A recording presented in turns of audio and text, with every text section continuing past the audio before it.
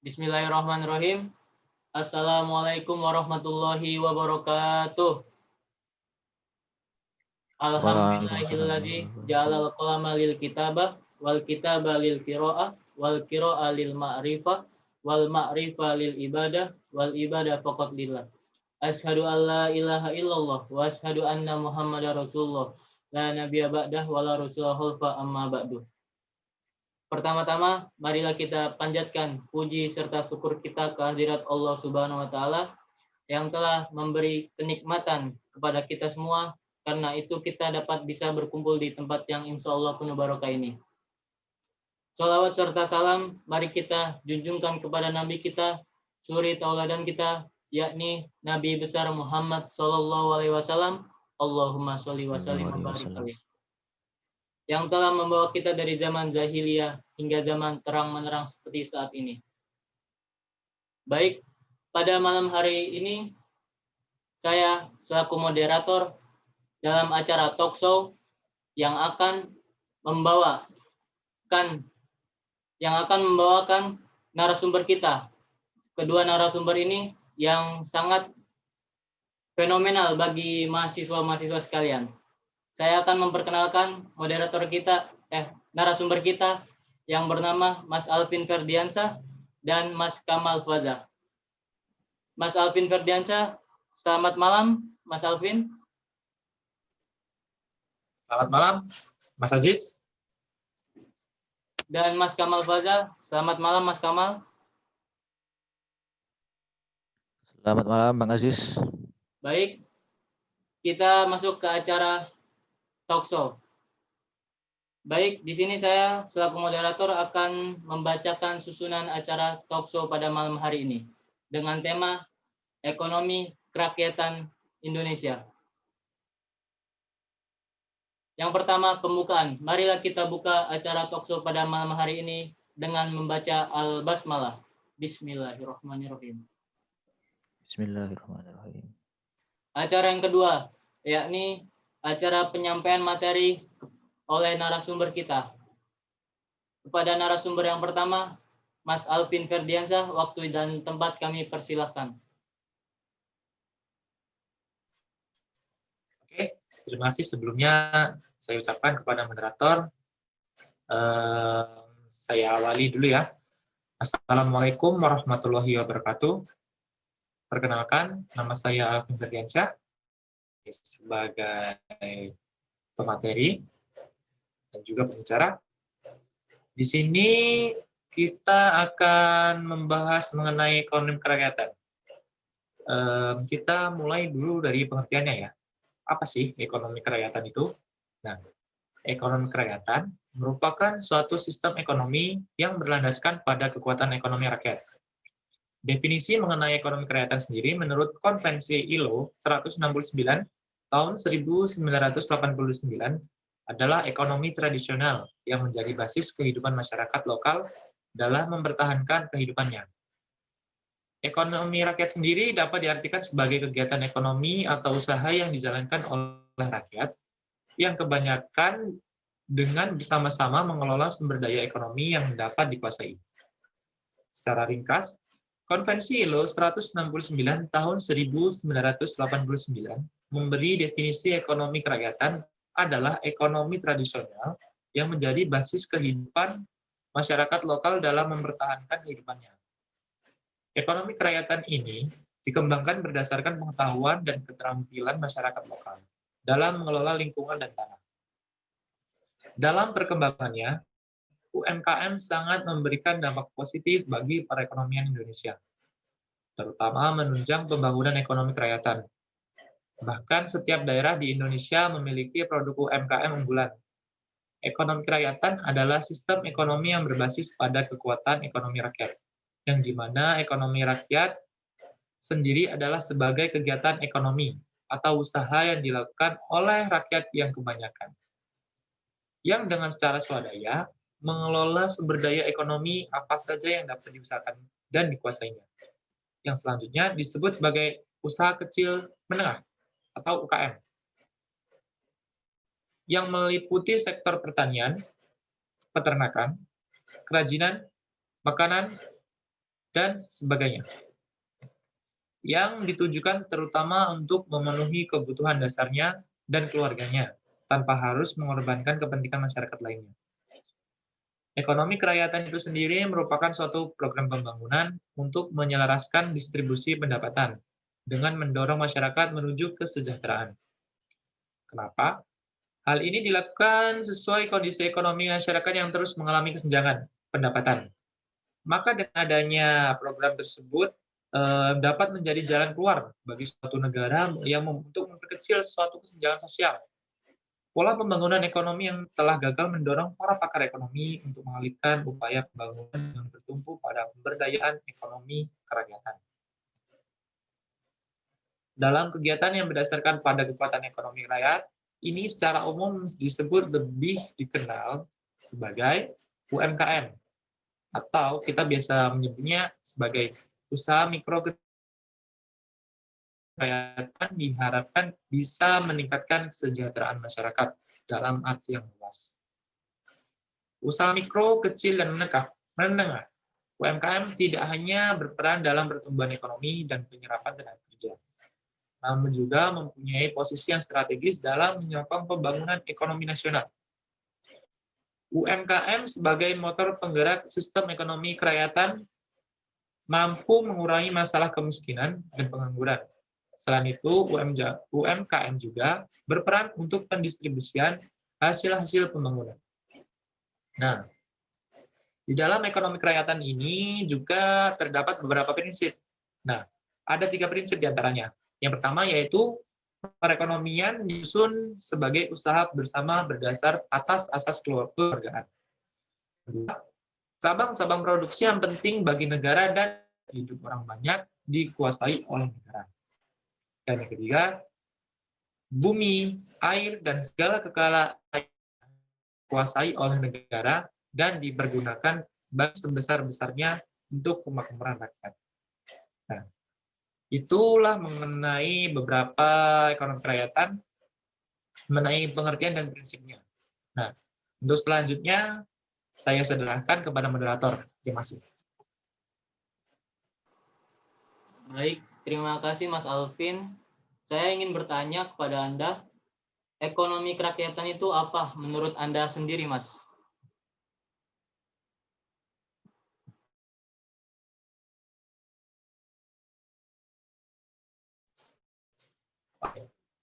Ekonomi kerakyatan. Apa ya?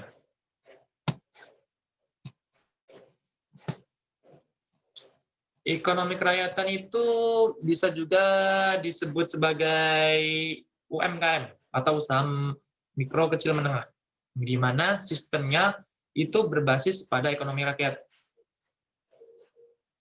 yang secara swadaya mengelola sumber daya ekonomi apa saja yang dapat diusahakan dan dikuasainya.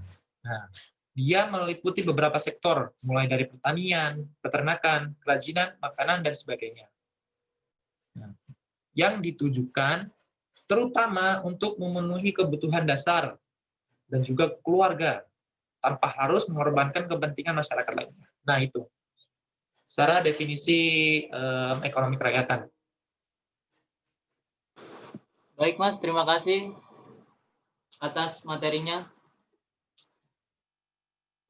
Selanjutnya, kita masuk ke pemateri yang kedua yang akan disampaikan oleh narasumber kita yang kedua, Mas Kamal Faza. Waktu dan tempat kami persilahkan. Silakan, Mas. Baik, terima kasih. Assalamualaikum warahmatullahi wabarakatuh. Baik, saya perkenalkan dulu. Nama saya Muhammad Kamal Faza. Di sini saya sebagai pemateri akan menyampaikan tentang sejarah tentang ekonomi kerakyatan di Indonesia. Jadi awal mula ekonomi kerakyatan Indonesia itu ada itu diawali ketika VOC yaitu kongsi dagang dimiliki oleh Belanda yang merupakan yang terbesar di dunia ini pada tahun 1799. Nah, oleh karena itu, kemudian kegiatan mereka itu diambil alih oleh pemerintah Hindia Belanda. Dan sejak itu usahanya bertekan pada eksploitasi ekonomi yang dibarengi penetrasi politik.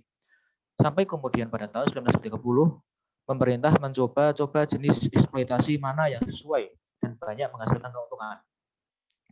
Hal ini berakibat diperkenalkan sistem administrasi dan birokrasi guna menunjang pemasukan uang melalui sistem sewa tanah. Akan tetapi, usaha ini mengalami kegagalan dan keuangan pemerintah habis untuk membiayai perang Diponegoro. Nah, pada tahun tersebut pemerintah melaksanakan tanam paksa atau sebagaimana kita ketahui istilahnya itu kultur stelsel dengan mengintensifkan sistem tradisional yang terdapat dalam ikatan feodal. Nah, seiring dengan perubahan-perubahan terjadi setelah pertengahan abad 19, mendorong pemerintah Hindia Belanda untuk menyesuaikan perkembangan zaman. Perluasan kepentingan ekonomi yang harus diiringi tambahan tenaga administrasi, pemerintahan militer, dan lain-lain. Akan tetapi, dengan adanya perbedaan kondisi ekonomi negara-negara Eropa, menyebabkan perbedaan pandangan terhadap fungsi koloni. Sebagai misalnya bagi Inggris. Inggris ini sudah memiliki industri dan sudah berkembang, yaitu dengan hanya memerlukan daerah jajahan untuk memasarkan barang industrinya. Nah, jadi Inggris itu sudah memiliki industri, lalu mereka hanya memerlukan mendistribusikan barang industrinya itu ke daerah jajahannya. Nah, sementara Belanda ini mereka tidak mempunyai industri, tapi memanfaatkan daerah jajahan untuk dieksploitasi. Ya. Pada saat itu pemerintah Hindia Belanda mengusahakan beberapa jenis perkebunan dan hasilnya laku di pasar Eropa. Maka pada awal abad 20, pemerintah Hindia Belanda menggantikannya dengan cara baru, yaitu politik balas budi atau politik etis.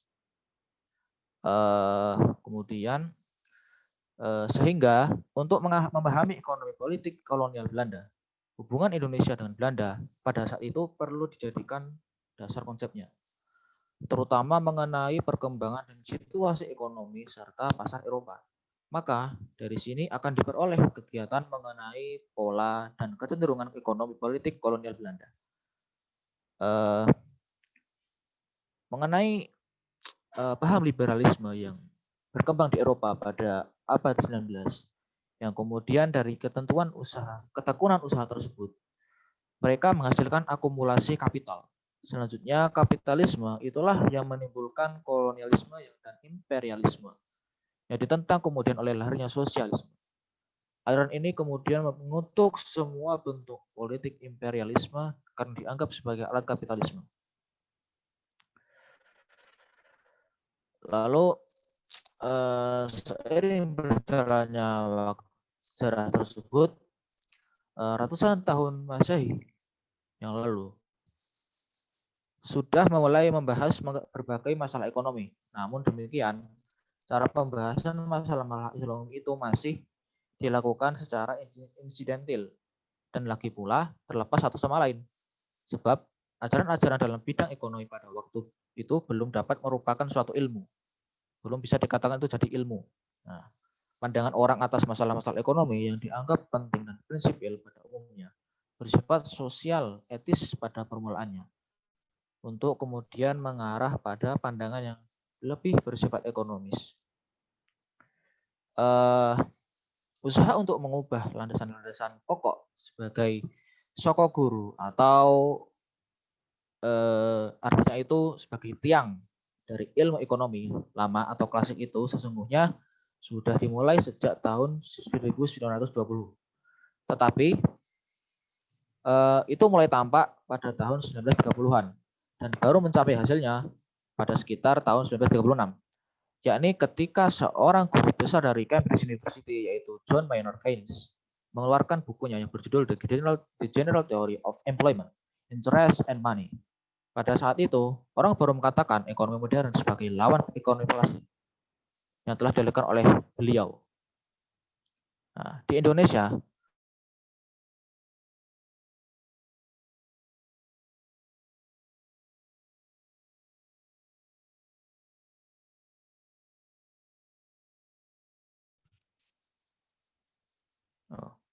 Baik, saya lanjutkan.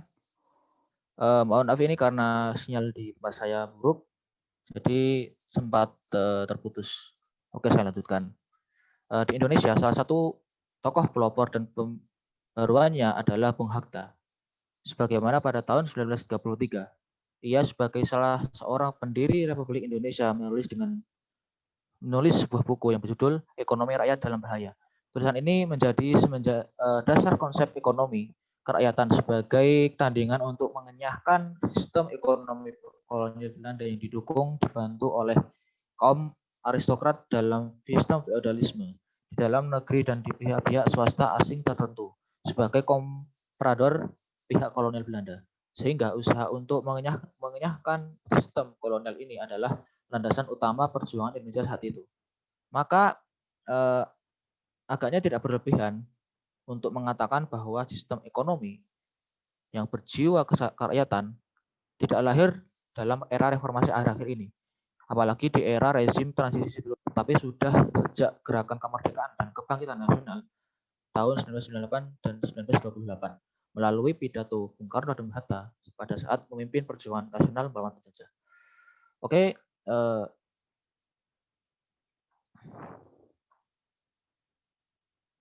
Oke, itu saja yang dapat saya sampaikan mengenai sejarah tentang ekonomi kerakyatan. Terima kasih atas kesempatannya. Saya kembalikan kepada moderator. Wassalamualaikum warahmatullahi wabarakatuh. Terima kasih banyak kepada Mas Kamal Faza atas materinya. Saya ingin bertanya kepada Mas Kamal mengenai sejarah ekonomi kerakyatan. Menurut Mas Kamal tersendiri tuh kayak gimana sejarah ekonomi kerakyatan? Menurut Mas Kamal. Baik, saya akan jelaskan bagaimana sih kita harus menyikapi sejarah ekonomi kerakyatan itu. Nah, Bung Hatta ini kan dia merupakan bapak dari konsep ekonomi kerakyatan. Nah, di dalam ekonomi kerakyatan itu kan dia mempunyai gagasan pikirannya itu asas kekeluargaan dan gotong royong. Nah, kita sebagai warga negara Indonesia harus meresapi, menghayati apa yang terkandung dalam nilai ekonomi kerakyatan itu gotong royong dan semangat kekeluargaan. Nah, itu merupakan sudah menjadi ciri khas warga negara Indonesia yang harus kita lestarikan. Maka apabila kita bisa menghayati dan kemudian mengamalkan gotong royong dan juga rasa kekeluargaan antar sesama, maka akan timbul keberhasilan ekonomi yang sangat tinggi. Begitu. Terima kasih. Terima kasih banyak atas pertanyaannya, Mas. Baik, acara selanjutnya pada malam hari ini yang kita tunggu-tunggu, yaitu sesi tanya jawab yang akan disampaikan oleh audiens kita yang bernama Zia Alfi Farabi. Waktu dan tempat kami persilahkan. Silakan, Mas. Ya, Assalamualaikum warahmatullahi wabarakatuh. Nama saya Zia Alfi Farabi. Saya ingin menanyakan 2 pertanyaan. Yang pertama mungkin bisa dijawab oleh saudara Kamal Faza. Pertanyaan yang pertama adalah apa tujuan ekonomi kerakyatan itu?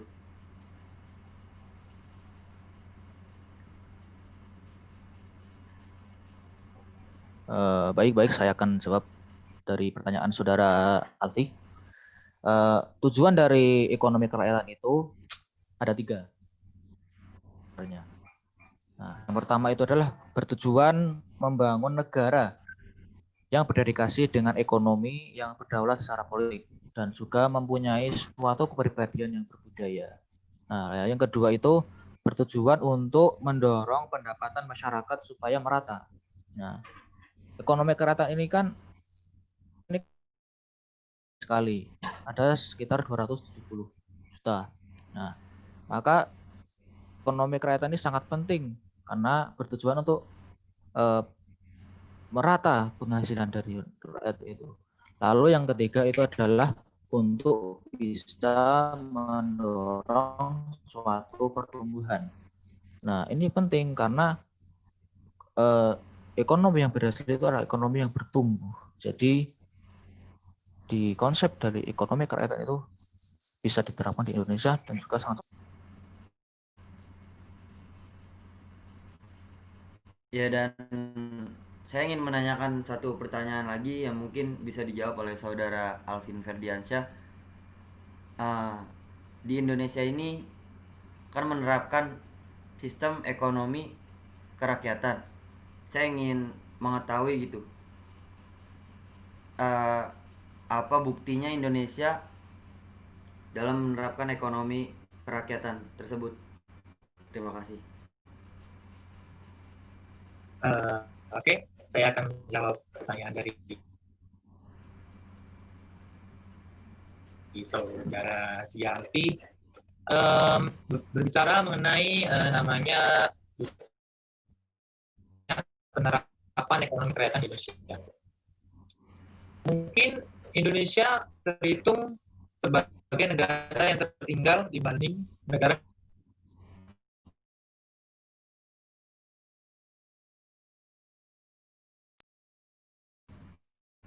ternyata bahwa Indonesia menerapkan sistem ekonomi ini. Yang pertama, yaitu perwujudan sebuah koperasi yang dilatar belakangi oleh Undang-Undang Dasar Pasal 33 Ayat 1 dengan asas yang berdasarnya adalah asas kekeluargaan.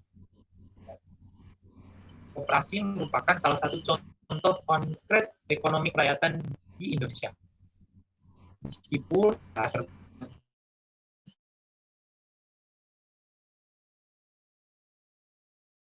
sama di desa-desa. Dengan menumbuhkan koperasi sebagai basis perekonomian, maka diharapkan kesejahteraan para masyarakat itu yang berada di desa itu dapat ditingkatkan. Nah, agar bisa menangkal yang namanya penyebab perekonomian Indonesia melemah. Seperti itu. Dan yang ada juga bukti keduanya, yaitu yang biasa kita kenal sebagai UMKM. Nah, apa itu UMKM? UMKM itu usaha mikro kecil menengah. Ya. Di Indonesia sendiri, UMKM menjadi salah satu motor penggerak perekonomian yang tahan banting dari krisis.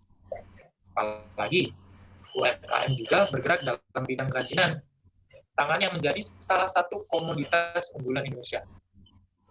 Usaha yang berbasiskan kreativitas tersebut tak jarang berawal dari usaha rumahan yang hanya bermodalkan kecil, namun bisa sampai mendunia dan dapat berkembang menjadi usaha dengan omset hingga ratusan juta rupiah per bulan.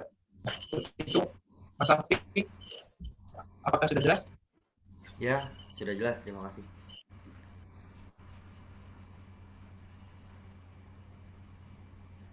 Terima kasih kepada kalian semua yang berkenan hadir dalam acara talkshow pada malam hari ini. Kita masuk ke acara terakhir kita, acara penghujung terakhir dalam acara talkshow, yaitu penutup. Marilah kita tutup talkshow pada malam hari ini dengan membaca doa kafaratul majlis. Bismillahirrahmanirrahim. Subhanallahumma wa bihamdika asyhadu an la ilaha illa anta astaghfiruka wa atubu ilaik. Terima kasih. Sampai jumpa di lain waktu. Wassalamualaikum warahmatullahi wabarakatuh. Waalaikumsalam warahmatullahi wabarakatuh.